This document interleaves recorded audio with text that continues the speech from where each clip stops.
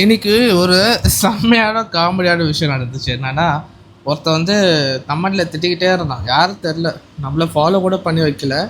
அவனுக்கு என்ன காண்டி தெரில மேலே. நான் என்ன பண்ணேன், சரி பர்சனலாக டிஎம் பண்ணேன். என்னாச்சு பிரதர், ரொம்ப கத்துறீங்களே, இதுக்கு முன்னாடி ஒருத்தன் அப்படி தான் பண்ணிட்டு இருந்தான், சரி இவர்கிட்ட பேசி பார்ப்போம், இவர் என்னை பற்றி என்ன சொல்கிறாரு, அதுக்கு பதில் வந்து நம்ம ஃபாலோவர்ஸ்கிட்டே சொல்லுவோம். ஏன்னா சில பேருக்கு அப்படியே தோணும் இல்லையா என்னை பற்றி.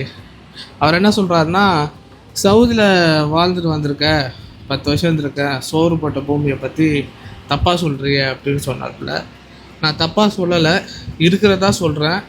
அது உனக்கு தப்பாக படுது சரியா. நீ ஒரு 6 மாதம் நீ சவுதியில் போய் இருந்தேன்னா நான் சொல்கிறதெல்லாம் உண்மை தான், உனக்கு தெரியும். இருக்கிறதா பற்றி பேசிகிட்டு இருக்கேன். ஏன்னா நிறைய பேர் இதை பற்றி பேச மாட்டாங்க.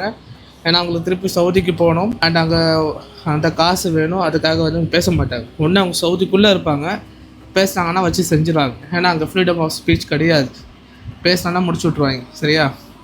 ஸோ நான் வந்து இப்போ இந்தியாவில் இருக்கேன். நான் அங்கே இருக்கும் போதே பேசினேன். என்னோடய பழைய வீடியோஸ்னால் போய் பார்த்தீங்கன்னா, நான் அங்கே இருக்கும்போது பேசி நான் வார்னிங் தான் வாங்கினேன். அங்கே பேசக்கூடாது சொன்னதால தான் நான் வந்து எக்ஸிட் வாங்கிட்டு இங்கே வந்து பேசிகிட்ருக்கேன். நான் அப்படி இப்படி சின்ன ஒர்க்லாம் பண்ணல. நான் ஒரு நல்ல டீசெண்டான கம்பெனியில் நல்ல பொசிஷனில் ஒர்க் பண்ணி நல்லா சம்பாதிச்சு தான் நான் வந்திருக்கேன். இப்போ கூட எனக்கு நிறைய ஆப்பர்ச்சுனிட்டி அங்கே வந்து கிடைக்கிது. அப்படி இருந்தால் நான் வேண்டாம், நம்ம ஊருக்கே வந்துடலாம், அப்பா அம்மா கூட இருப்போம், குடும்பத்தோடு இருப்போம் சொல்லி வந்தாச்சு. இது ஒன்று. அடுத்தது வந்து சோறு போட்ட பூமி அப்படின்னு ஒரு சின்ன ஒரு எக்ஸாம்பிள் சொல்கிறேன். இப்போது நான் சென்னையில் இருக்கேன், நான் சென்னைக்காரன் சரியா.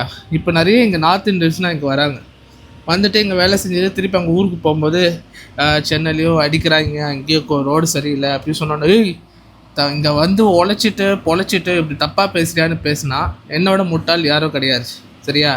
அவனை இங்கே வேலைக்கு எடுத்தது நம்ம ஊர் பிஸ்னஸ் ஓனர்ஸ்னால், ஐயோ பாவம் கஷ்டப்படுறாங்க நார்த் இந்தியன்ஸ், அவங்களுக்கு ஒரு வேலை வாய்ப்பு கொடுப்போன்னு எவனை அப்படி யோசித்து எடுக்கிறது இல்லை.